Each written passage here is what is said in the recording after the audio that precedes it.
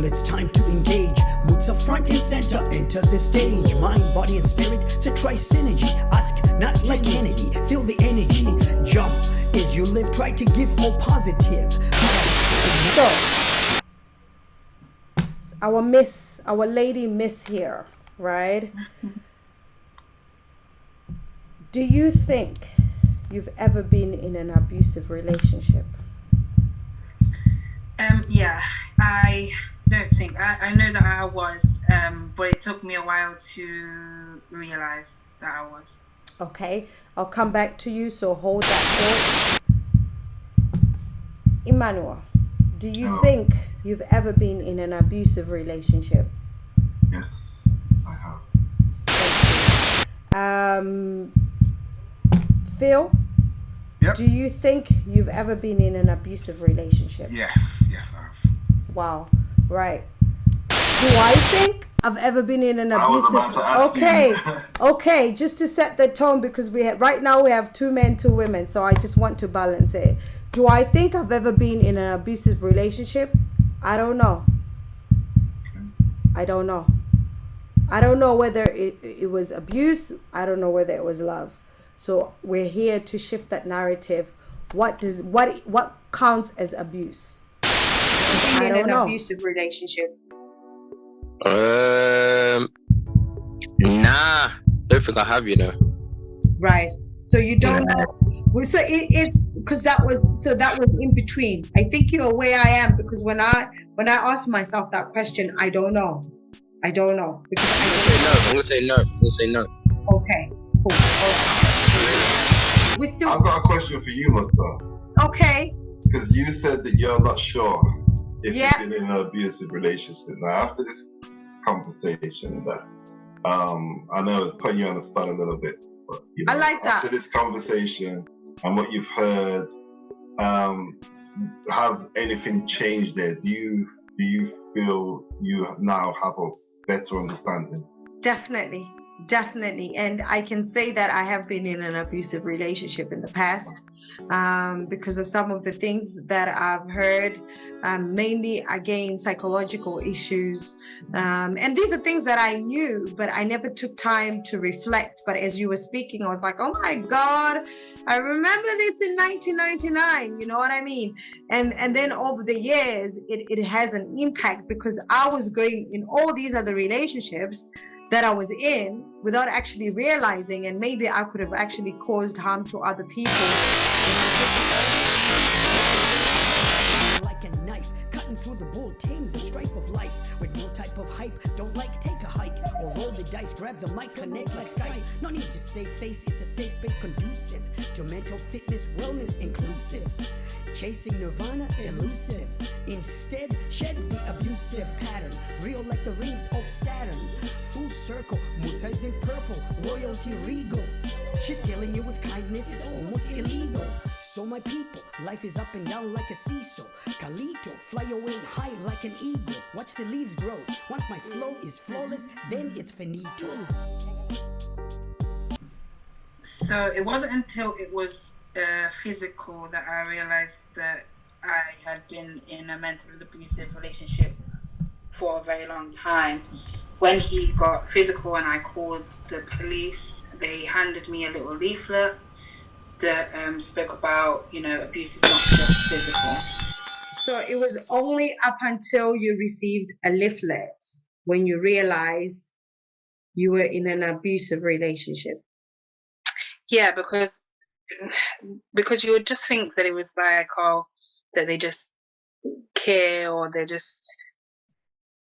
just the way that they show that they care, or maybe you just don't like what I'm wearing, or maybe you just don't want me to go here or go with that person. Maybe you know something I don't, about that person, and you don't want me to hang around with them. Like, maybe he wants to spend time with me and misses me. Maybe he just wants to spend time.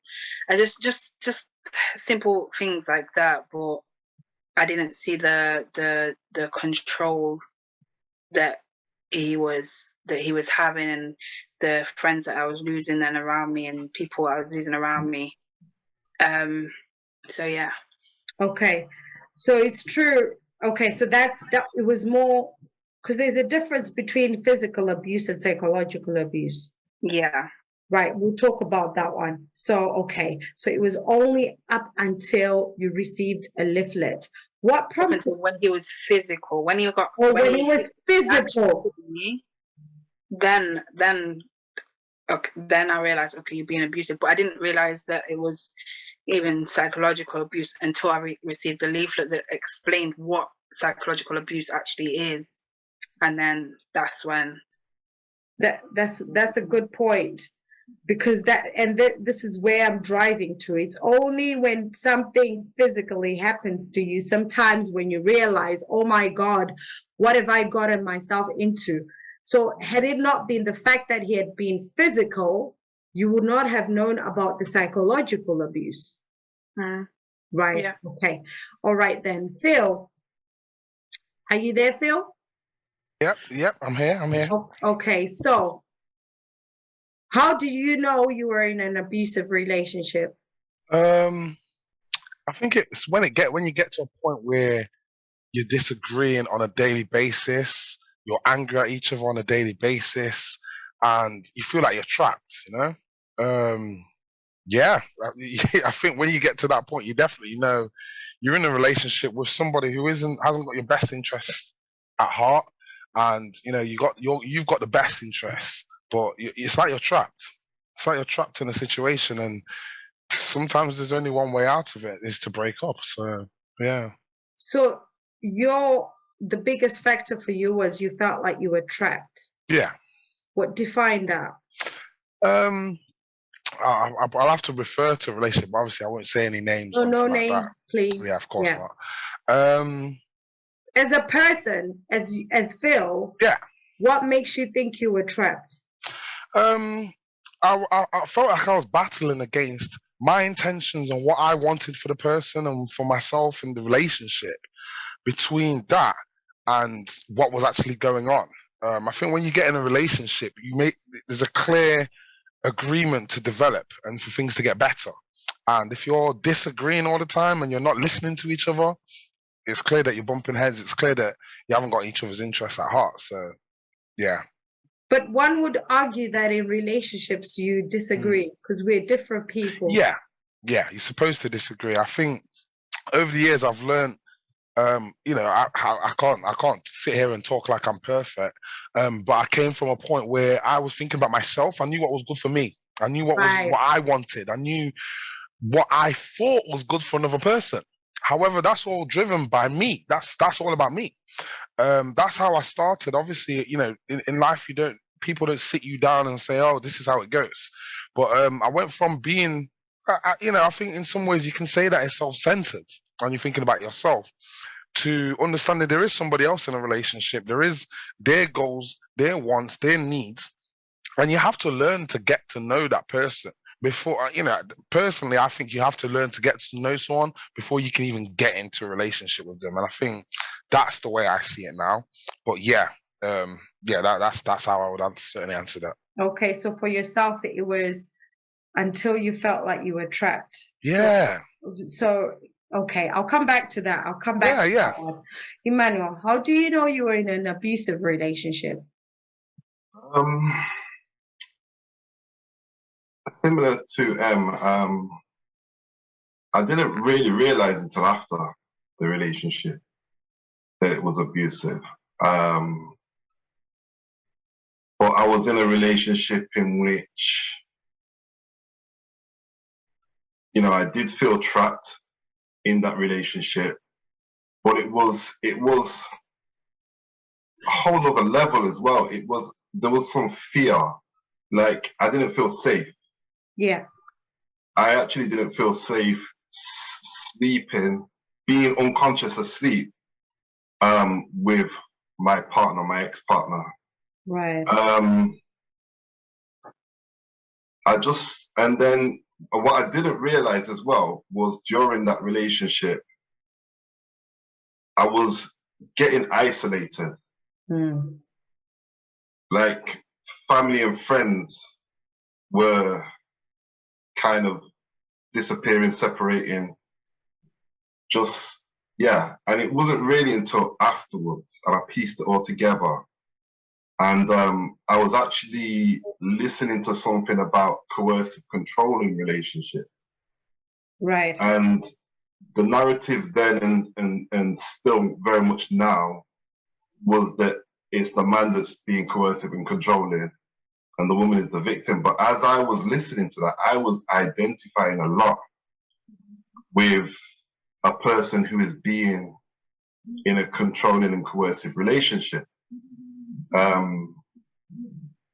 The threats weren't so much the difference between male and female, I guess, generally, in terms of how they control people and what they can use as a threat.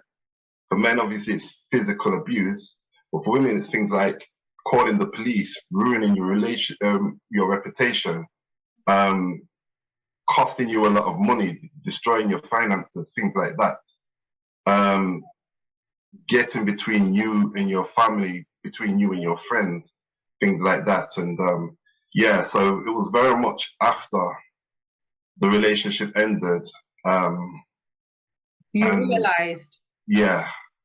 So I when you realized were that in the relationship, you thought that was normal. I didn't think it was normal. No, I knew it wasn't normal. And this is why eventually I had to come away from that relationship. But I really couldn't figure out what was going on. It's very hard to describe, but I couldn't understand what was going on. And I was trying everything I could. I always bring things back to me. Okay, what can I change? Right. All right, then maybe I can talk a different way. Maybe I can explain things. Let me put it in a letter. Let me talk to someone else about it, see if they can give me some wisdom. And when it came down to it, there wasn't nothing I could do, because the only thing that I could do and the only time things went well was when I was allowing myself to be controlled. As in, I was just going with whatever for the peace of it, for the peace and quiet. Things went well when it was like that. The moment I was like, I'm not doing that, I'm not being controlled, I'm not havoc, you know what I mean? And yeah, again, it took it for me to be away for some time and say, what has just happened, that I pieced together and realized, and then coming to an understanding of what coercive and controlling relationships are. It all fit perfectly. Yeah, and one would argue that when somebody, so I think that that is where we need to establish, right? Physical abuse is very easy to identify. And today, our conversation, from what I've gathered between the four of us, it's the mental abuse. And we'll talk about the impact. The mental abuse, the psychological abuse, emotional abuse is very hard to distinguish for a lot of people, because one would say, oh, okay, I've definitely been in situations where I know when somebody would say, if a man is possessive, then it means they love you. If a man is, into your business, it means they're protective over you. How do you, or if a woman is protective over, or if a woman is possessive, it's love. I've heard that as well. I've heard that both sides. If a woman or a man is possessive, then it means they're trying to protect you. Then it means it's love.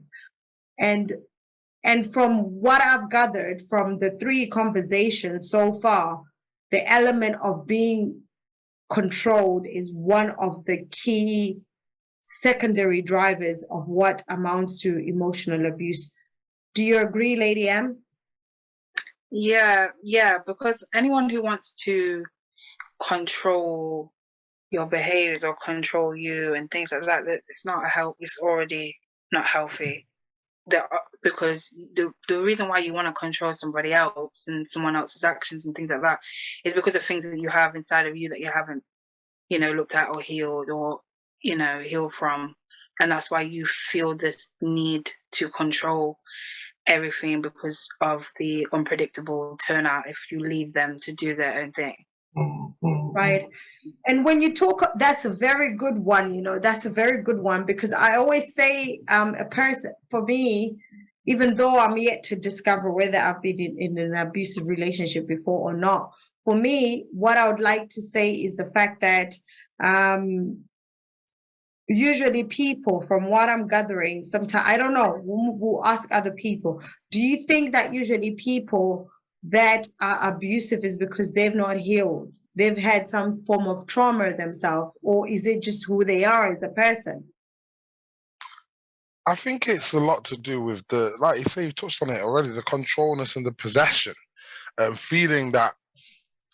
I think it all boils down to the fact that, you know, like what Lady M says, not knowing that you're not secure in one area or many areas, to where it's like they're trying to control what that person does because they don't want to lose them ultimately, or they feel that they want to make them do what they want them to do. And I think it is all around that. I think it's all based around that, because I think someone like that would want to stay in that relationship, and if they can control them, it makes them feel better that, oh, they're a better person, I think. You think? Yeah. Emmanuel, what are your thoughts on that? Yeah, I do think it's a level of insecurity in the person who's trying to control. If you're secure in yourself, you're not going to try and control someone else. But if you feel, if just like Lady M said, that if you don't control this situation and this person, that they're going to just be free to up and leave you, and you're not good enough, so you have to control the situation to keep them to stay. That's something that's wrong with you inside yourself, and needs healing.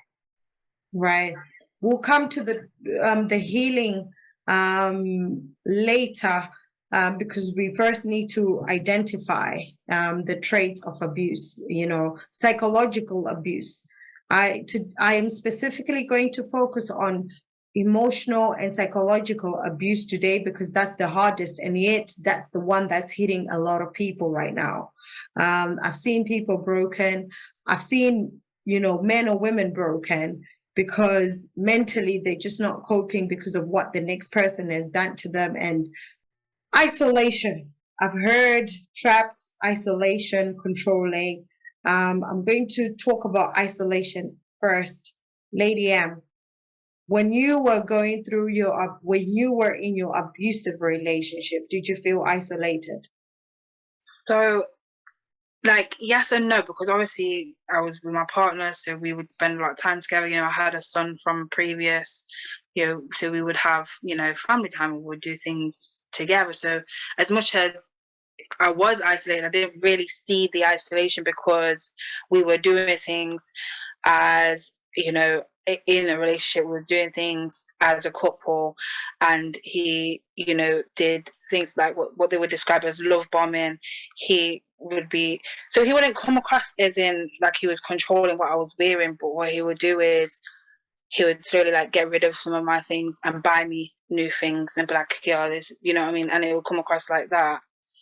But it slowly got more and more possessive with that.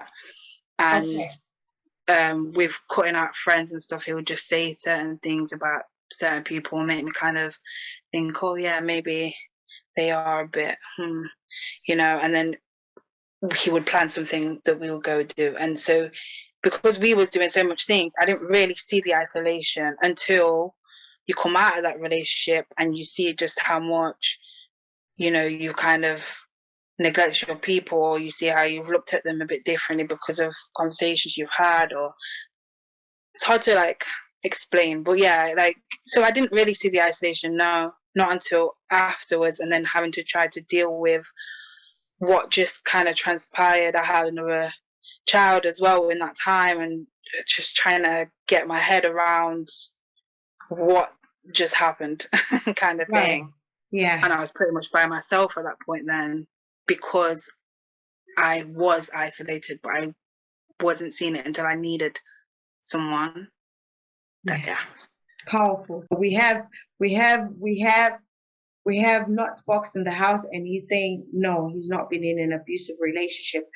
Emmanuel, isolation. Did you feel isolated?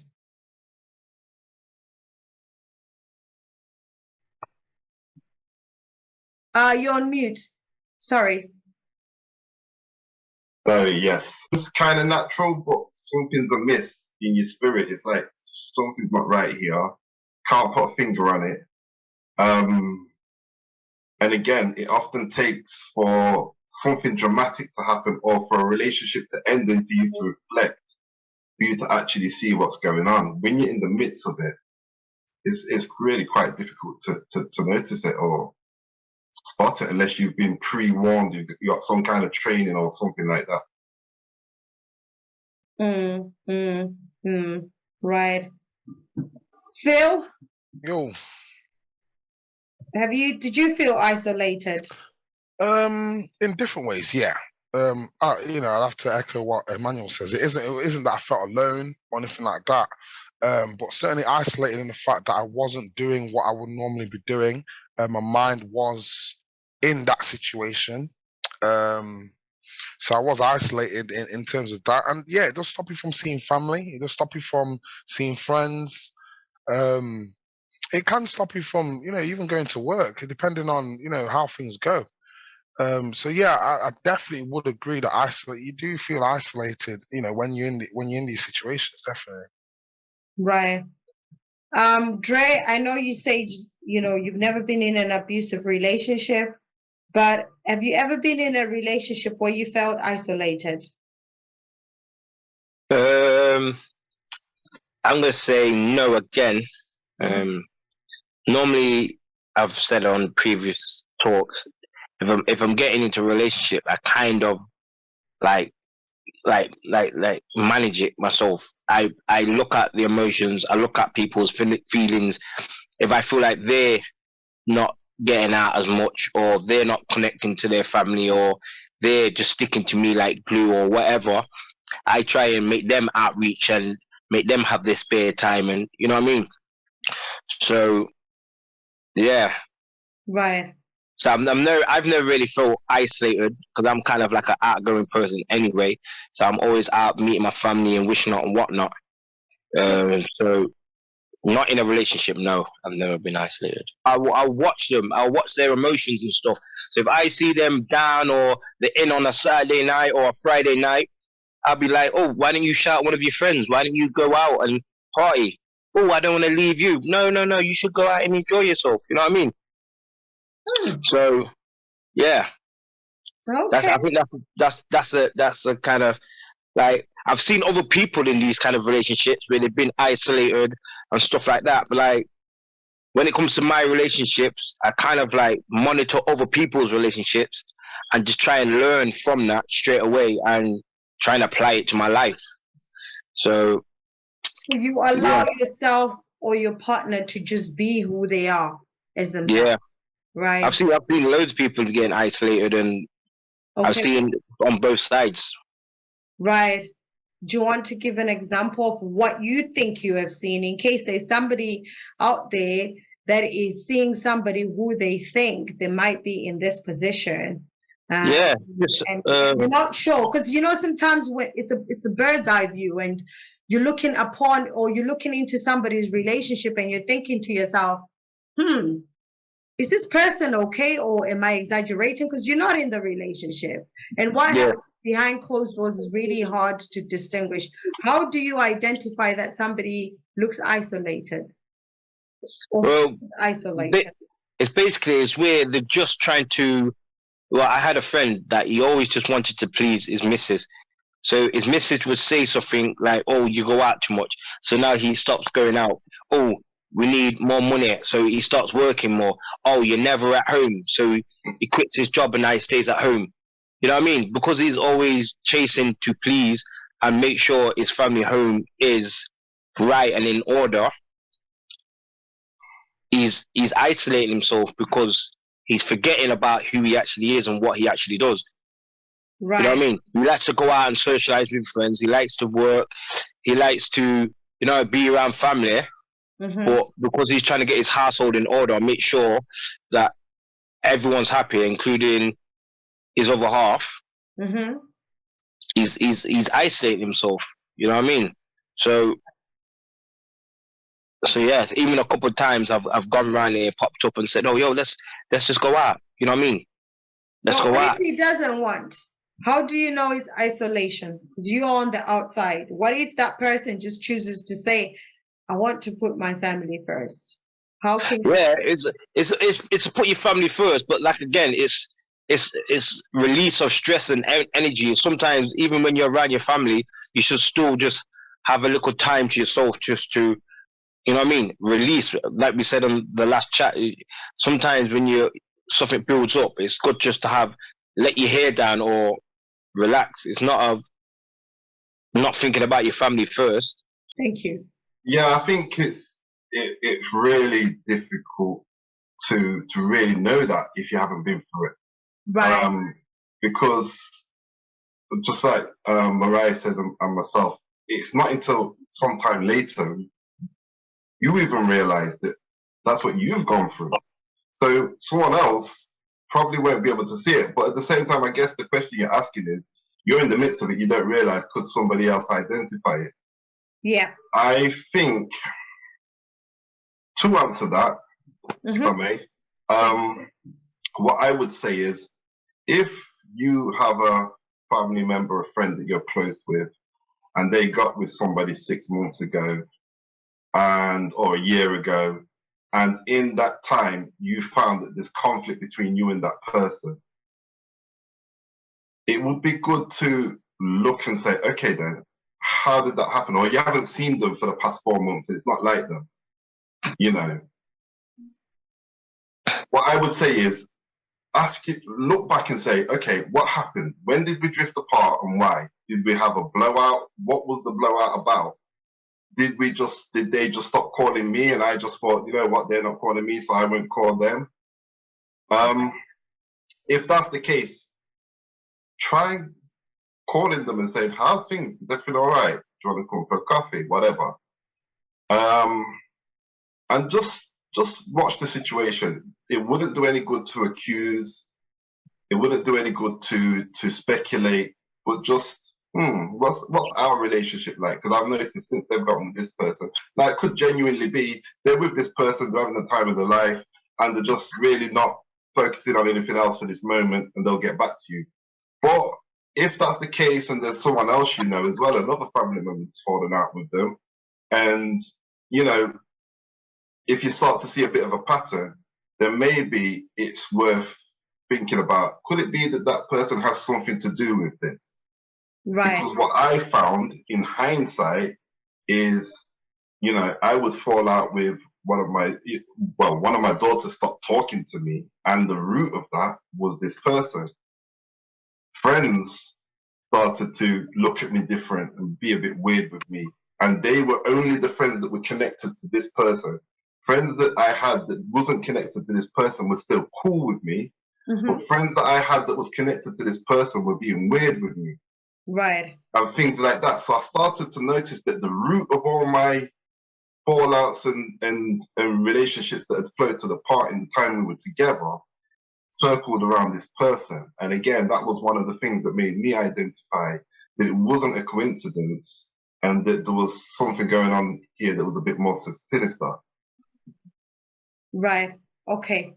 All right then. Thank you for that. Thank you so much, because that was where I wanted us to get to, that, you know, if you are in a position that sometimes, like Dre, you see somebody in that position where you feel they are isolated or something's going on, how can you mitigate? How can you reach out? Because sometimes bird's eye view, sometimes you can get the wrong assumptions. Phil, so we've covered isolation and we are all in agreement, yeah?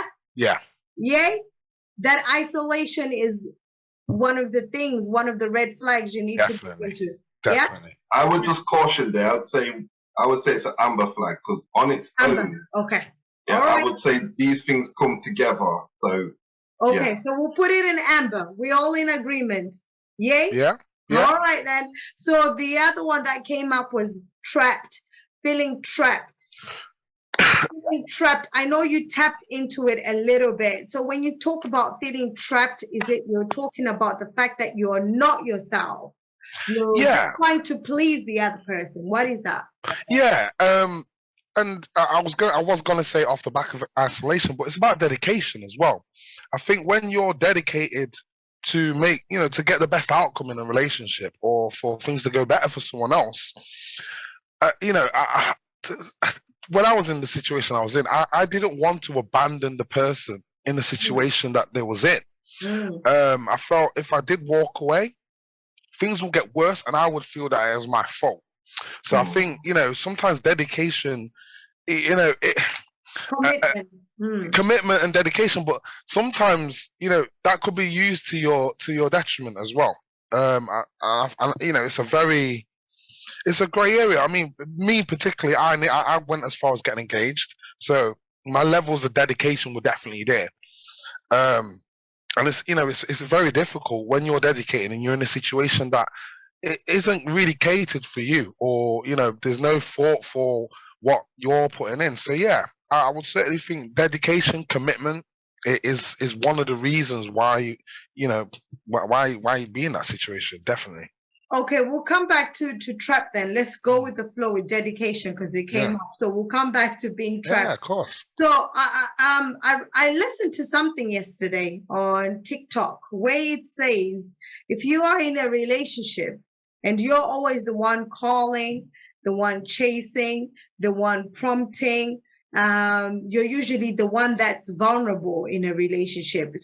Right, okay. Yeah, I would definitely say there was elements where I was more committed. So he was trying to control my behaviors and my actions whilst he was then cheating and being disloyal. He was always in contact with me at the same time. But yeah, I was still dedicated to him, and I didn't go and do it back to him because of how I felt. I thought I was in love with him, and I committed to the relationship, and I don't do that. So I lost myself heavily in that relationship. Then I got very aggressive, a lot more aggressive than I usually. I'm very passive. I will just take it kind of thing and move forward. But it reached a point where I lost all control of everything. I would lash out, I would flip out. I still got holes in my doors from where I've thrown a chair, where I've punched my door, where I've, threw his stuff out, I've tried to hack his car and things like that. And I just lost myself because that's not even who I am. But it was because I was showing him so much love and so much care and so much dedication. I couldn't understand why he was doing this back to me, like why he was with me one second and then he's, with someone else. And he's going on dates while I'm at home dealing with my pregnant self kind of thing, like in hospital with my kids, and I'm sleeping in the hospital, he's sleeping at someone else's house. So I lost everything. I lost all composure of myself because I just couldn't understand why someone would want to treat me that way when all I've done was show love. I let it get to a certain extent to where it pushed me too much, and I snapped. So that was so I was very dedicated to him in a sense, and then I snapped with that. I lost myself a lot. Right. So in a nutshell, the commitment, I'm sorry about what you have been going through, what you've gone through. Okay. No one deserves to go through that. I'll just put it out there. I know we're going to come to the healing part. No one deserves to trigger somebody to the point that in the end you look like the one that's aggressive, right? You look like the one you're like on the outside because you were committed, which is the center of the question. Because you were committed and you were dedicated, you took in a lot because you had that commitment for that person. You took in a lot to the point that you lost yourself because of that commitment, right? Yeah. Okay. All right. Emmanuel, you had something to say on that. That was powerful, though. It's very powerful, and that I can identify as well, and a lot. So, all right. So your original question, and what was said on TikTok in that about the person being dedicated. Well, what I found, and what I believe to be a general thing, and maybe another flag as well, is it's the person who is controlling and coercive is the one that seems more dedicated. They're putting more into the relationship because they want to control it. Right. But they're taking more action, and the other person tends to be the more passive person and just allow certain things to happen until it gets to a boundary, a point where, hold on. And the pushback is when you don't allow yourself to be controlled so much, you start to have your own mind, that's when the problems can begin. In terms of like you being isolated, you not going out, you not calling your friends, there's a difference between somebody wanting that and you choosing not to do it to please them, and you finding yourself doing that. You finding yourself staying in more, you finding yourself not calling people, you finding yourself doing things that are uncharacteristic with you. It's not a choice when you're being controlled. That's part of it. You don't have a conscious choice to do that. You just find yourself doing it because you're being slowly coerced into doing that. That's the whole point, So just like Lady M said, you can find yourself so kind of, you're doing your best, you're doing what you think is right for the relationship. It's not working that way. You're feeling disrespected. You're feeling, certain things are happening. Certain people, things have been said, and you bottling all of this up, and you can feel like you don't know where to go with these feelings. The reason you don't know where to go with these feelings is because usually you'd call your friend up, you'd call your cousin up, or whatever. You're now isolated from them, so you can feel like you're gonna blow. And the difference is, if you're a woman, you can throw his clothes, scratch his car, and everything. You're not going to go to jail. If you're a man and you blow up, you are going to go to jail. So it gets even more difficult because you've got to somehow hold all of this anger and this tension that you don't know where it's coming from in, while still trying to navigate it. And that, for me, the answer was completely come away from this situation because something's not right here. And I had to completely remove myself from the relationship. The issue, though, without getting too deep into it and making it obvious, but the issue was we had children together. So there was always that thing that kept me, tied me. And I found that, I wouldn't see my children for a long time if I wasn't allowing myself to be controlled. Right. And it was very, very, very difficult. Very, very difficult. It's like being split half in two. I don't want to see this person again, but I love my children. I want to see them. I can't have one without the other. Right. It's almost an impossible situation to get yourself out of emotionally, mentally, and physically. And actually, an interesting fact on what you're saying is when somebody uses the children against you, that's abuse. That's psychological abuse. Yes, So and it's also abuse to the children. Yeah.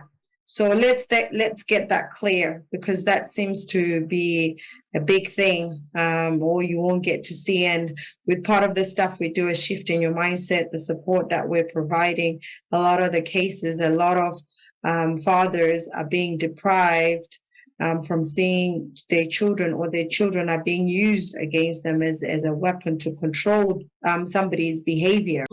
And this might be another discussion, but for a guy in that situation as well, if it's really, really bad and you want to really not be a part of that relationship and not be connected to this person, this woman anymore,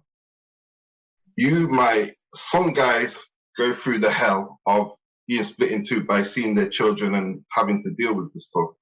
Some guys can't deal with it and they off. Now, it's a difficult situation when a guy says to himself, I'm going to have to just not see my children until they're grown enough to come find me. Those guys will have a bad reputation. They're deadbeat dads, they're this, that, and the third. And that is something to be investigated. To why would a man just abandon his children? Some people just think, oh, it's a guy. He just chooses. He just went and got a younger mother and just decided to leave his children. That's very simplistic. It might be something else, and it's worth investigating. All right. Thank you for that one. So we talked about commitment being either used on the side of it can be used, and then that commitment can make you succumb to having all this abuse. But yet it's a key thing that's required. So the balance now, the shift, how do we get to that balance? How do we then understand that, yeah, we need commitment, but at the same time, some people use that commitment against you. And then, you know, you end up being emotionally or psychologically abused because you are then standing for what is meant to be the right thing for a relationship. Lady Anne, starting with you. Have you ever had seen an experience apart from yourself of somebody going through abuse? Yeah, so I support a man who went through a really abusive relationship, but he couldn't really understand and grasp what was kind of going on, because he would make a lot of excuses for it, and he would, like, because she wasn't from England, because she was from another country, just thought, you know, it was part of her culture, or it was passion, it was a passionate thing, and that, you know, they just have hot tempers, or they just act in certain ways. And again, it wasn't until she was more physical that it got a bit, but he still stayed. Even when she started getting physical, she started, like, doing things like scratching him, pushing him, and he'd be like, oh, it's just like a scratch. It's just a little, yeah. And she just gets in certain ways, and she's disrespecting me, and she's speaking disrespectfully to me, belittling him, putting him down. And it took him a little while to kind of know what he was actually going through. So they was together for quite a few months, and this was from early on that she showed signs of just not being okay, just not being okay. But he just thought it was part of her culture, kind of thing. Actually, when you are in a solid relationship, it's all about conversations. It's all about having conversations. I spoke to one of my friends yesterday, and she was telling me it's been a year since she's been in a relationship with a partner, and they've never ever argued. They've no disagreements come, they talk about it. It doesn't become a Game of Thrones or a power struggle or a manipulative game. You know, it's talking about real life situations and then moving on. But I guess it will come to a fact where, are you mature enough to be in a relationship? That's a topic for another day. I think the biggest thing when it comes to being in a relationship is realizing that it's not you against your partner, it's you and your partner against the problem. And I think that when you look at it in that kind of way, in that kind of aspect, then you can break down the barriers of your communication. You can build up a better relationship. Absolutely. Emmanuel, any real life experiences apart from yourself that you've seen and you looked and you thought, this is... Yeah, plenty times. I think there's been, I've supported, again, I've seen both sides. One that I think would be safe to share, I supported a guy, and he went for a similar situation where he couldn't see his children and he had to do certain things. And I think sometimes it's about getting someone to address what's going on within themselves as well. And looking at that other person as not something or someone that you can control, or, you know, even if they are the abuser, you can't change them. Don't try, just work on what works for you. So I've seen what it can do to somebody when their confidence is knocked, when they're a bit lost, they don't feel like they can make their own decisions. I've actually seen a situation, this was years ago, when I actually saw a guy hitting a woman. Wow. It was like 2 a.m. I was driving down the road and I got out and intervened, but I intervened, I separated them. It was ongoing and it got to the point when she started to attack me. I was like, all right, see you later. And I was off. And I still feel guilty about that. That's why I still remember it, because I left the situation more or less as I found it. But it was weird because I was trying to like talk to the guy, talk some sense into him, and then I was finding myself being attacked by her verbally. She didn't hit me or anything, but it was like, basically, mind your own business. I'm like, all right, then I'm going to mind my own business. I found that really strange. And I think if that same thing happened now, I would probably handle it differently. But yeah, I remember that clearly. I guess that's an example, and that's obviously abuse. But then there's situations where I've seen people who, again, confidence knocked, don't know where they are in life, and it's like, let's address this. Yeah. I don't know if it really answered the question, to be honest. Yeah, it did, because that's a very important point, because there's something called either the battered woman or battered man syndrome, where you start to normalize. You start to normalize abuse and you think it's normal. So because it happens, and it's been people, you've been in a relationship for a very long time and the person has done that, and then you make up and you carry on and you live happily ever after. So it becomes normal. So it becomes normal to the point that it's even hard to break that cycle, because it's normal. It becomes an addictive behavior that if a third party wants to come in and say, hey, look, you're in a toxic situation, you become very aggressive, very defensive, and because you've normalized it, you haven't seen anything better than that. So that lady was probably in that responsive mode. Any experiences that you can? Yeah, there was a time that I had a friend, very close. Can you hear me properly? Definitely. Yeah. I had a friend. He was a close friend, and we'd go out together. We kind of had. It always seemed that we had girlfriends at the same time. So I got into a relationship. I was quite happy, and he got into a relationship. Now after a few months, I could see that the relation. I don't know. I just felt that she was too comfortable saying negative things about him in front of him, and he would just take it. So she'd call him names. She would, put him down. Tell him to get a job and stuff like that. Obviously, he was struggling, but it always puzzled me, and I always thought, well, why is she still with him if she doesn't like him so much? And I just felt it was very strange. As time went by, it just turned out that it just seemed that she wanted him for a certain thing. She knew what she wanted, but he had totally different values to where his definitions, and it was quite an important lesson for myself as well. People's definition of a relationship might not be the same as yours.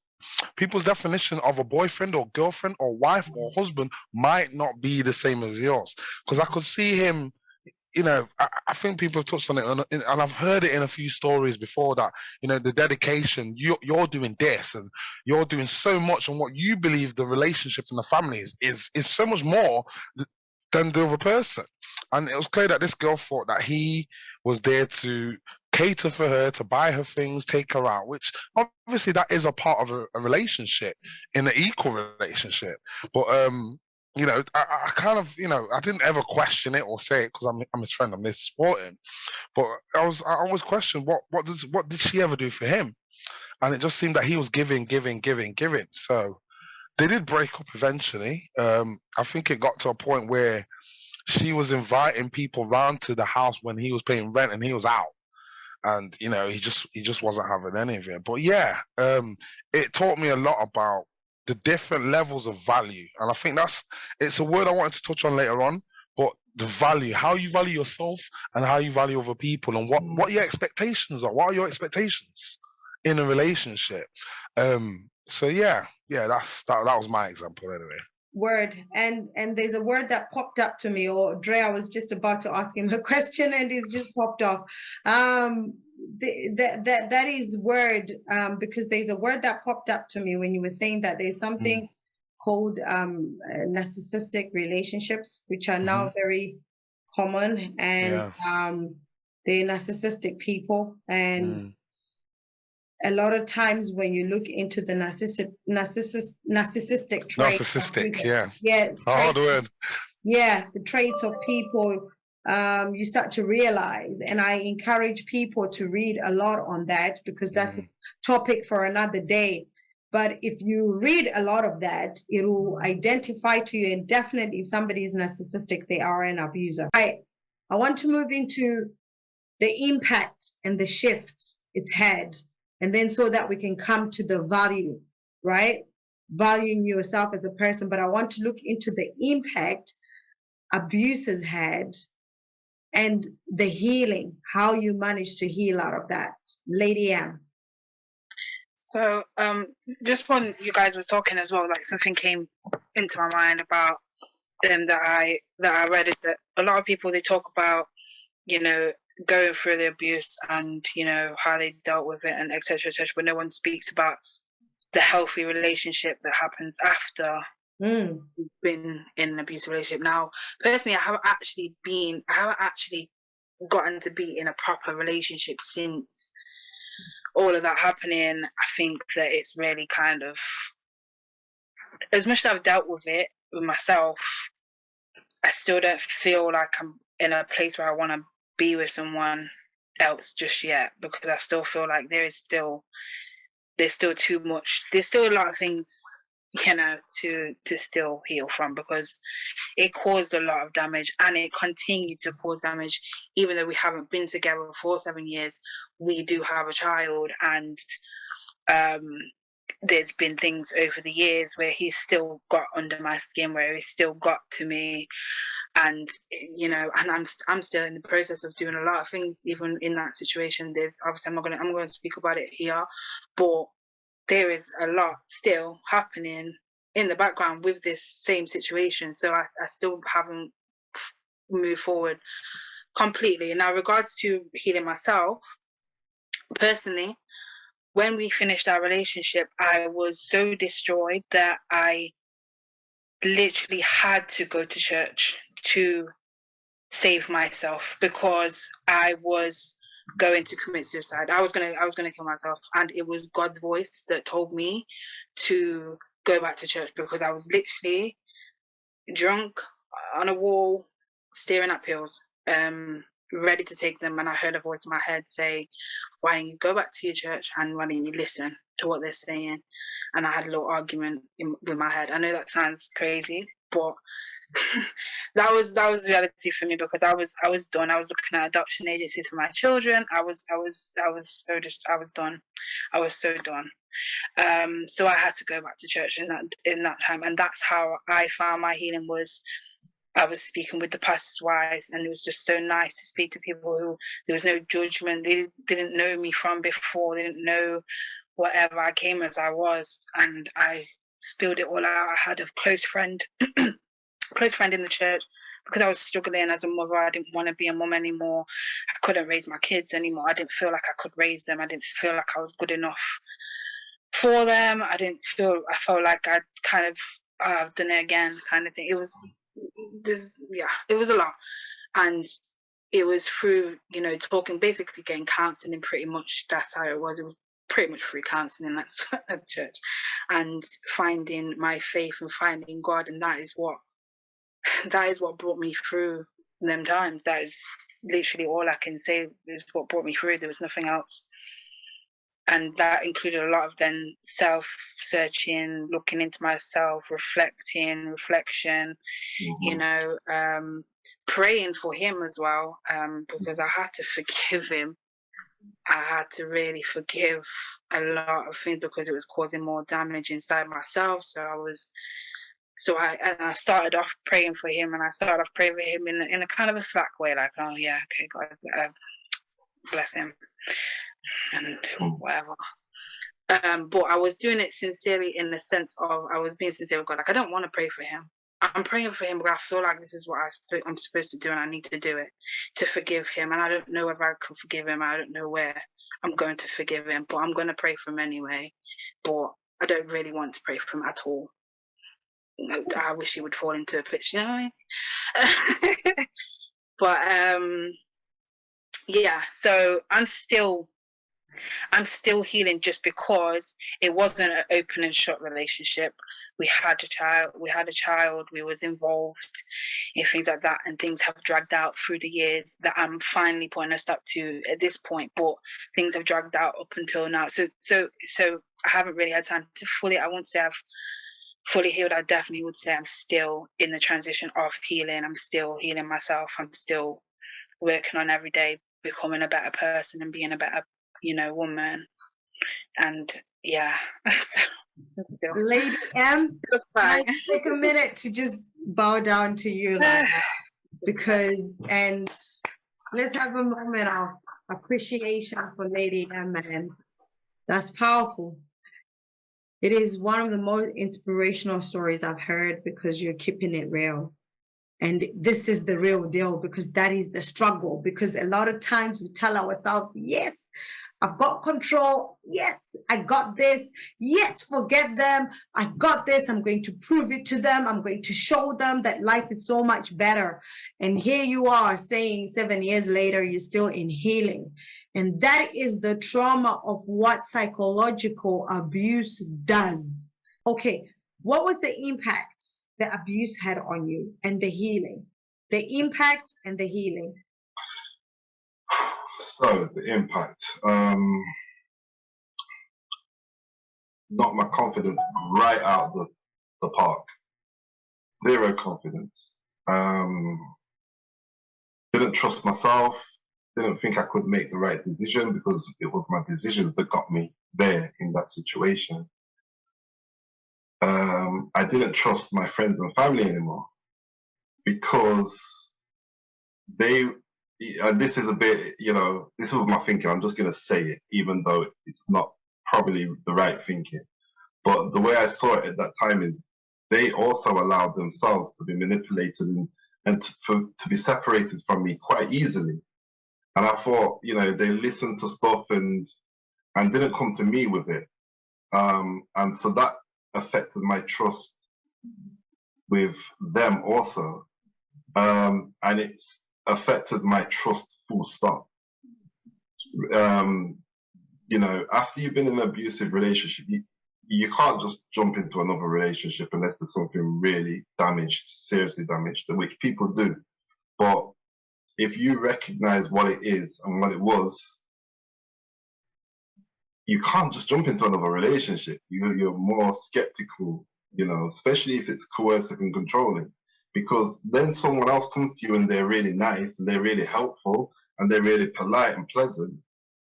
You questioning, is this person genuinely like this, or is this person doing this so that they can trap me, like the last person did?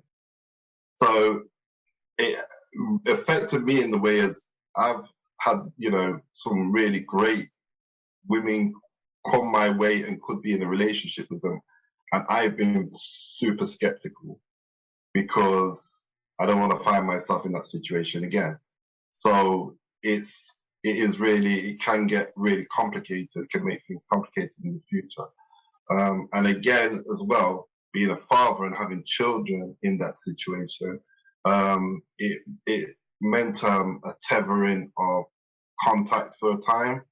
And it also, because I had older children from another relationship, it completely tore my relationship with them apart, particularly my daughters, because what this person did was got friendly with my daughters. Hey, let me do your hair, let's go and have a girlies night, and got in their heads and, affected our relationship, which it took a while for us to rebuild once that relationship was over. So it was a lot. Again, I was destroyed. I remember mentioning, in the last time we spoke about Do Men Cried Everything? Yeah, that's where I was when I was, I was contemplating all sorts of stuff. I was in a really bad way, bad place. Didn't feel I could trust anyone. Was isolated. And again, my solution, similar to Lady Emily, was actually finding my way back spiritually to grounding, and being able to look at where I went wrong in this and what I allowed to happen.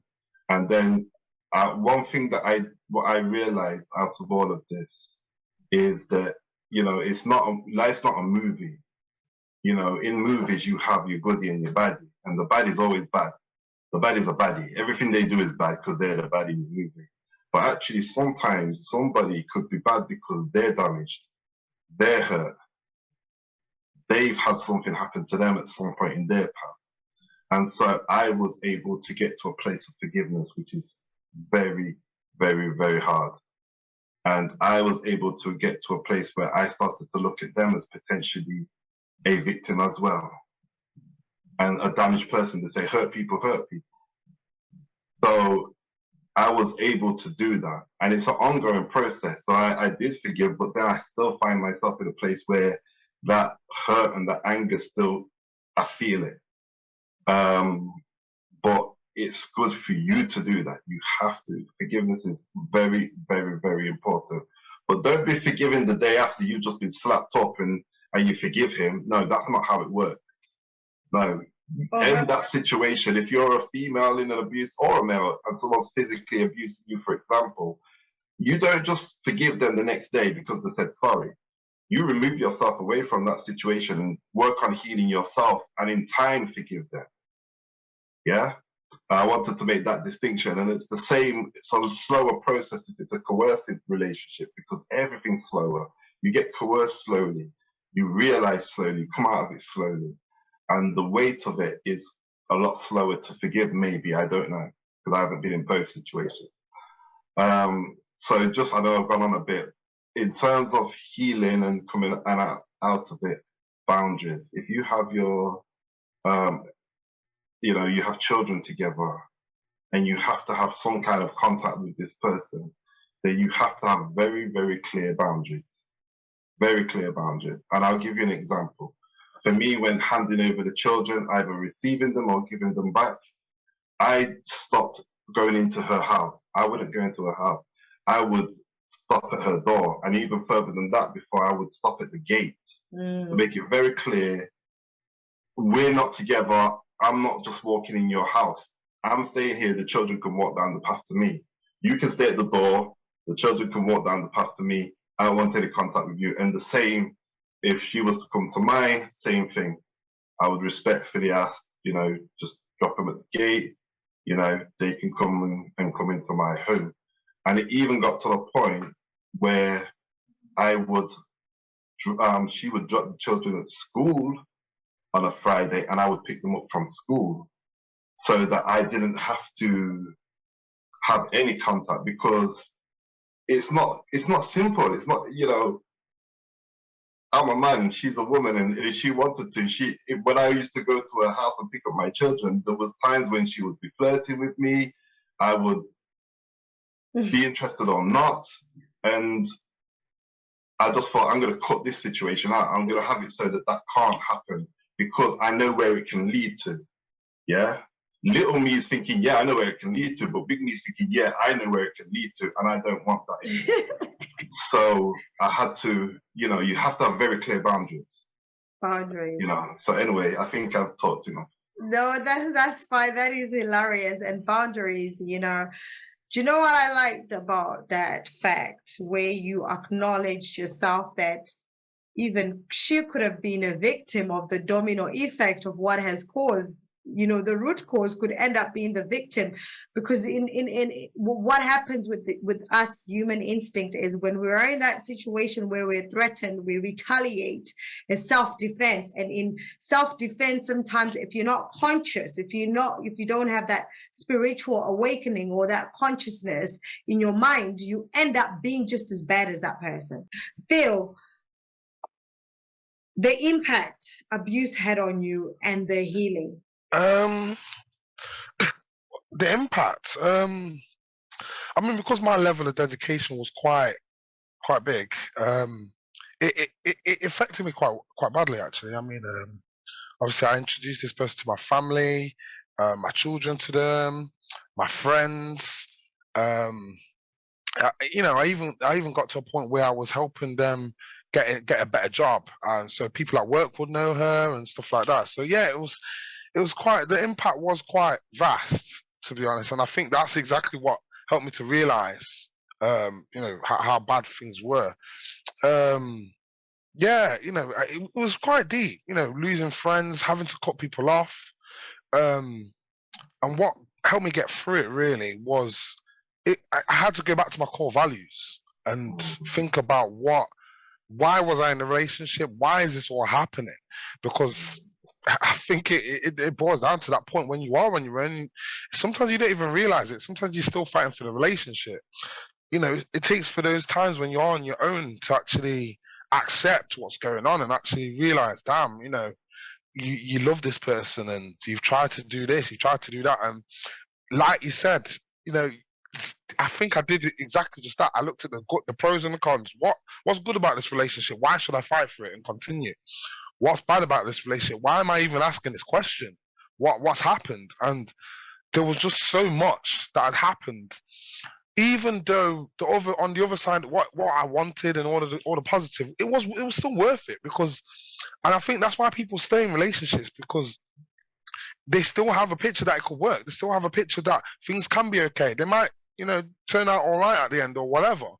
And I did believe that for a long time. But yeah, it really took weighing it up and actually thinking, yeah, and the only way I got out of it was valuing myself. I had to, if I didn't have anything about myself that I felt proud about, I don't know whether I'd still be in that relationship. Real talk. I feel, I'm very lucky that, I go to work, or, I've got hobbies, I've got things that I want to do. And I held on to that. That was the one thing that got me out. I thought, do you know what? I want to do my music. Do you know what? I need to make money for my children and create positive memories for my children. All of these things, even though I incorporated it into my relationship with that person, because that's what you're trying to do. You're trying to make their children happy, your children happy. You're trying to get the best positive outcomes that are going to work and develop well as a couple. And it was very hard that I had to accept, you know what, I'd never wanted to do it on my own. I never wanted to look out for the kids on my own, look out, go to work for myself. Eventually that's what I had to do, and I'm still doing it now, but it feels good because I can actually do it. I think when I was in that situation, it goes back to value and stuff like that. No one can do it the way that you can do it. As much as you want to rely on somebody to make you feel good or to make you do things a certain way, it all boils down to what you want to do. So yeah, it was hard. It was hard. It wasn't easy to get out of that situation. And, there was a lot of checking. I had to check myself. I wasn't, let's not sit here and pretend that I was perfect. There was things that I had to think, do you know what? Did I say something wrong? What was the bits that I did wrong? Because there was no possible way that this person was just going to do everything wrong. I had to have fell for certain things and been manipulated into certain positions, and I let myself down. So yeah, it's about taking responsibility and seeing what do you really want? What do you want to be in a relationship? Do you want, it's about opening up, talking. Talking is also very important. Before that particular situation, I'm not one to talk about my business or tell people or air my laundry out or anything like that. But in this situation, I felt I needed to check myself to see whether I was right, to see whether the situation that I was in was even healthy. And everything I heard, it was toxic. It was toxic. So yeah, it's hard. It is not easy to get out of these situations. I would not sit here and say that, because it just ain't. So yeah, talking it's a very good way of getting a gauge on whether you're right or wrong, especially if you talk to people who are not involved, who aren't your friends, who aren't your family, because your family and your friends, they love you, they'll be there for you. But I was talking to people that I didn't know. So yeah, I was lucky. That's amazing, and that's really powerful, and it's a good way to really end the show. Can you believe it's already 4 now? And we still have so much to talk about. You see that because I wasn't aware that I actually had trauma I was carrying myself, and that trauma I carried it on without realizing that I had been a victim, and I might have caused pain to other people. Through maybe my fear of commitment, maybe my fear of understanding, maybe thinking being defensive means, speaking back, thinking fighting is normal and arguing is normal in a relationship. Being possessive is part of a man protecting me. Controlling is part of a man protecting me. And me controlling a man or trying to possess a man is a way of showing that I love him because I didn't know anything better. In trying to influence what another person has to be because I didn't know any better. And I am taking responsibility for that because now I know. And this is the whole point of this. And the other thing as well that I actually came to realize on my journey was one of the key things which Phil mentioned, values. After all the things, the back and forth, all these relationships I was having, because remember, I wasn't giving myself time to heal because I didn't know any better. I thought that it was normal. So I'd go into these other relationships being immature emotionally and mentally as well, because I'm trying to grow up. This abuse has started from being in relationships from a very young age, you know what I mean? And then it carries over. I'm trying to grow up. In the end, I'm also part of the cycle because I'm normalizing the things that had been done to me, thinking that's the norm of what a good relationship looks like. But until I started to have that spiritual awakening, and I am still on that journey. I am still on that journey of healing. In the moment of realizing that awakening and healing, I came down to the basics. What is it I value myself? Who is Mutta? What makes Mutta? What are the core principles of who I am? Okay.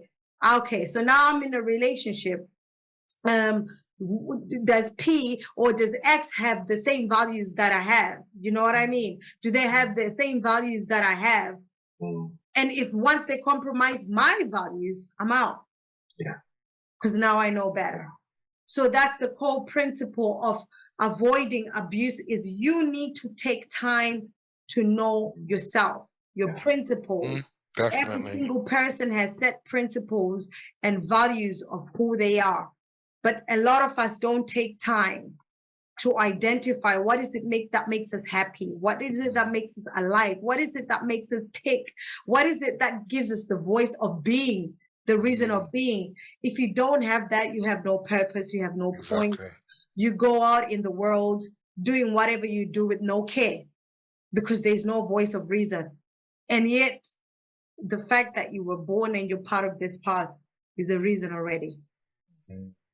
Amen to that. Amen to that. And on that, we just close it off. We definitely need a part 2 because it's quite a negative conversation to have, but it's needed.